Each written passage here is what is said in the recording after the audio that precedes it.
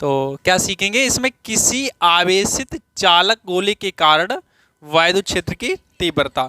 तो इसके लिए हम लोग क्या करेंगे, एक गोला लेंगे बेटा, इसमें हमारे पास एक कोई गोला है और इस तरह से बना लेंगे। इसकी रेडियस मान लेंगे आर है, कितनी है, आर, कैपिटल आर है, और इसका केंद्र होगा ओ, और इसे हम प्लस क्यू आवेश देंगे जो इस पे समान रूप से वितरित हो जाएगा, कुछ इस तरह से।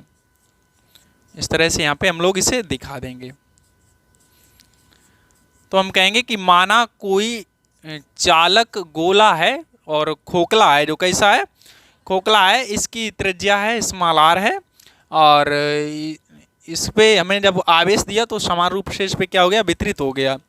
अब इस गोले से मतलब स्मॉल आर दूरी पर, छोटी आर दूरी पर एक बिंदु लेंगे पी, कोई बिंदु है पी है यहाँ पर हमें क्या करनी, वैद्युत क्षेत्र की तीव्रता ज्ञात करनी। तो इसके लिए हम लोग एक गोलीय पृष्ठ की कल्पना करेंगे जो बिंदु पी से होकर जाएगा।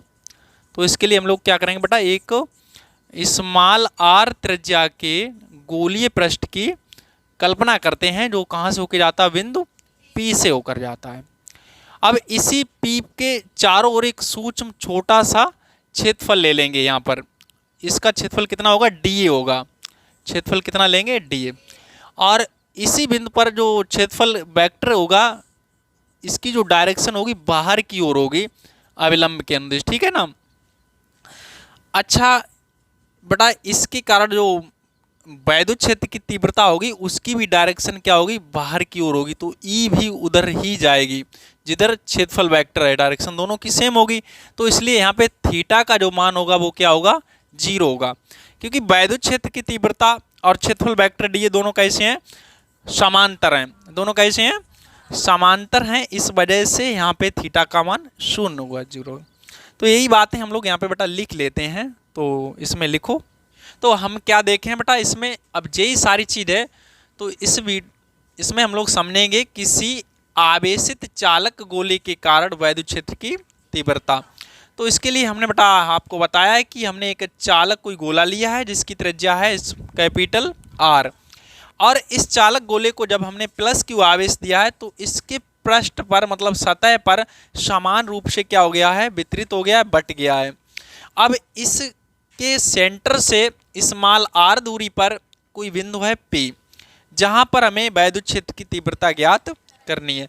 तो इसके लिए हम लोग एक गॉसियन पृष्ठ की कल्पना करते हैं जो बिंदु पी से होकर जाता है। बिल्कुल भी याद करने में बेटा आपको दिक्कत नहीं होगी, समझ रहे ना, जैसा कुछ इसमें वैसे ही आप इसे लिख दीजिए, है ना। तो कहाँ से होकर जा रहा है, बिंदु पी से होकर जा रहा है। बिंदु पी के यानी कि गॉसियन जो पृष्ठ है हमारा बेटा, इसके गॉसियन पृष्ठ पर बिंदु पी के चारों ओर एक सूक्ष्म क्षेत्रफल हमने लिया है डीए। क्या है, सूक्ष्म क्षेत्रफल डीए है, और इस सूक्ष्म क्षेत्रफल के जो मतलब संगत क्षेत्रफल वेक्टर है डीए और वैद्युत क्षेत्र की तीव्रता, दोनों के बीच में जो कोण होगा वो कितना होगा, 0 होगा, क्योंकि जो क्षेत्रफल वेक्टर है वो भी अविलंब के अनुदिश बाहर की ओर है, और ये वैद्युत क्षेत्र की तीव्रता ये भी कैसी है, बाहर की ओर। तो इसलिए इन दोनों के बीच जो कोण होगा यानी कि थीटा है उसका वैल्यू क्या है, 0 है। इतना समझ में आ गया। अब हम यहाँ पे लिखेंगे इस सूक्ष्म क्षेत्रफल से निर्गत वैद्युत फ्लक्स। तब सूक्ष्म क्षेत्रफल लिखना नहीं, अब यहाँ पे पहले समझ लेते हैं। तब सूक्ष्म क्षेत्रफल डीए से निर्गत वैद्युत फ्लक्स, निर्गत वैद्युत फ्लक्स क्या होगा बेटा, यहां से निर्गत वैद्युत फ्लक्स डी फाई ई बराबर ई डी ए कॉस थीटा, है ना। किंतु जो थीटा की वैल्यू है उसका मान 0 है, तो यहाँ पर थीटा बराबर हम लोग 0 पुट कर देते हैं। तो डी फाई ई बराबर ई डी ए कॉस 0, और बेटा कॉस 0 का मान क्या है, कॉस 0 का मान क्या होता है, 1 होता है।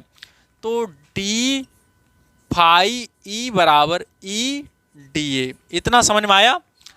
तब पृष्ठ यानी कि संपूर्ण पृष्ठ से कितना निकलेगा वैद्युत फ्लक्स उसे लिखते हैं। तब संपूर्ण पृष्ठ से निर्गत कुल वैद्युत फ्लक्स,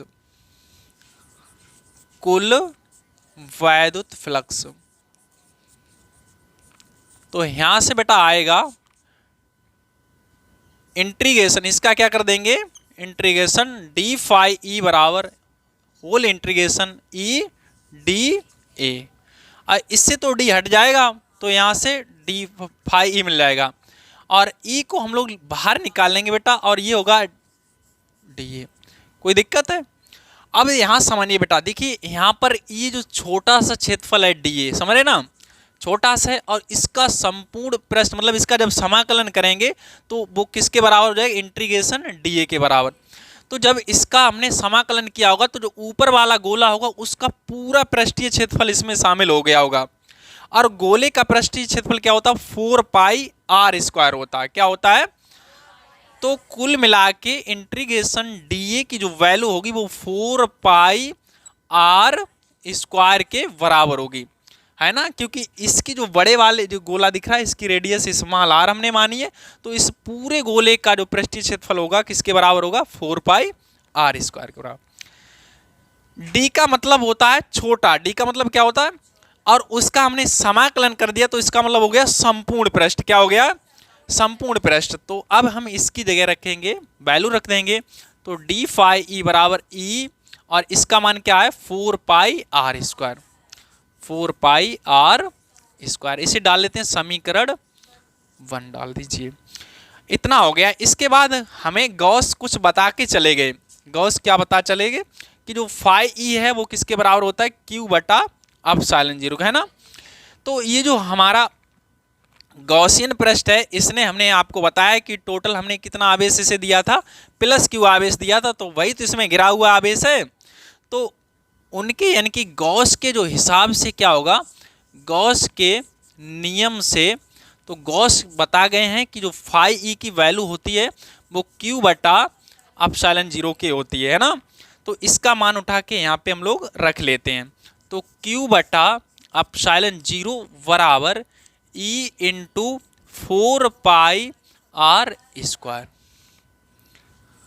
अब थोड़ा सा बेटा आगे समझिए, ई निकालना हमें, तो ये कहाँ आ जाएंगे, बटे में आ जाएंगे। तो यह हम लोग कह देंगे ये है ना, देखिए यहाँ पे समझ लीजिए, एप्सिलॉन जीरो इंटू, तो ये पूरा हिस्सा कहाँ आ जाएगा, बटे में आ जाएगा।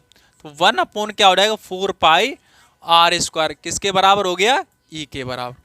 तो या इसे हम लोग साफ सुथरा लिख देंगे, ई बराबर 1 upon 4 pi epsilon zero into Q बटा आर स्क्वायर।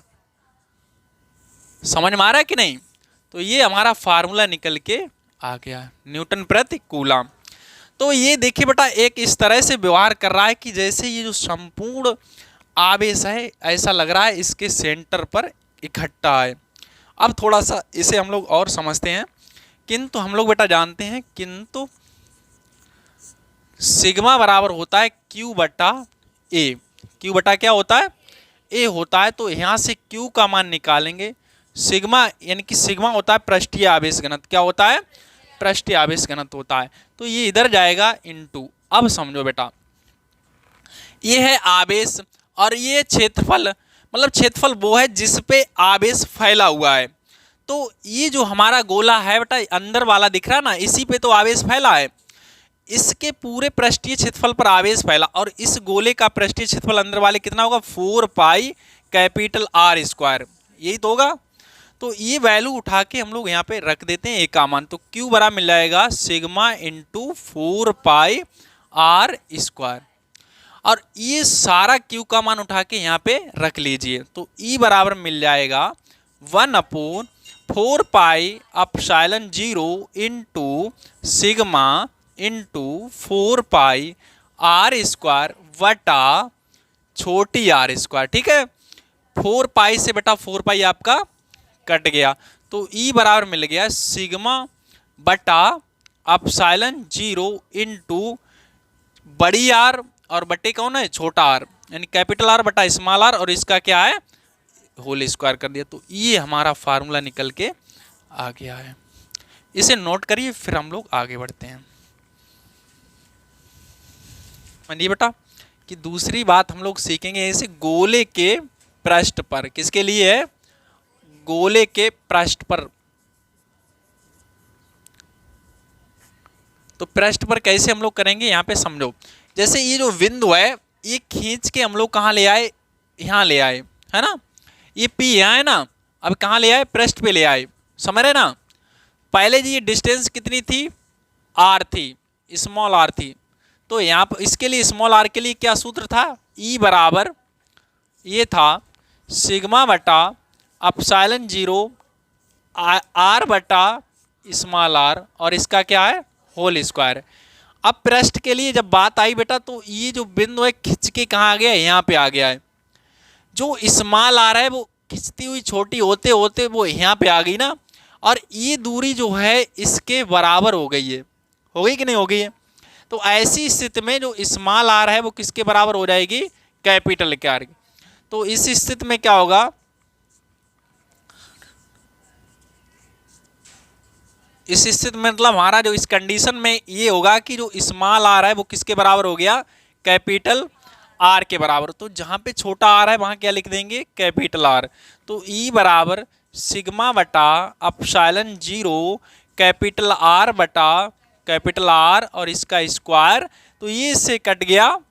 तो ई बराबर सिग्मा बटा अपसाइलन जीरो इंटू 1 का स्क्वायर, 1 का स्क्वायर 1 ही होता है, तो ई बराबर क्या मिला, अब 1 का स्क्वायर 1 होता है, 1 का जब गुणा करेंगे तो जे ही आएगा हमारा, है ना, सिग्मा बटा अपसाइलन जीरो न्यूटन प्रति कूलाम।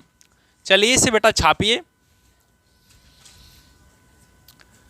तो देखो बेटा गोले के भीतर तीसरी कंडीशन है कि गोले के भीतर के लिए, तो गोले के भीतर निकालते हैं हम लोग, भीतर। तो इसमें क्या होगा, देखिए जब ये जो पॉइंट है पी वाला बिंदु हमारा कहीं इस गोले के भीतर होगा, समझ गए ना। अब देखिए बेटा इस गोले के भीतर कोई आवेश तो है नहीं, क्या नहीं है, आवेश सारा था वो कहाँ है, पृष्ठ पे है, तो आवेश है नहीं, आवेश है भीतर जीरो, इसमें आवेश क्या है, भीतर जीरो है। तो जब आवेश जीरो होगा तो इस वजह से ई का मान भी क्या हो जाएगा, जीरो हो जाएगा। तो याद रखेंगे किसी चालक गोले के भीतर वैद्युत क्षेत्र की तीव्रता शून्य होती है, समझ गए ना। ये विकल्प में भी आपसे पूछा जा सकता है कि किसी चालक गोले के भीतर वैद्युत क्षेत्र तीव्रता कितनी होगी, तो आंसर क्या आएगा, शून्य होगी, ठीक है। तो इसे नोट कर लीजिए।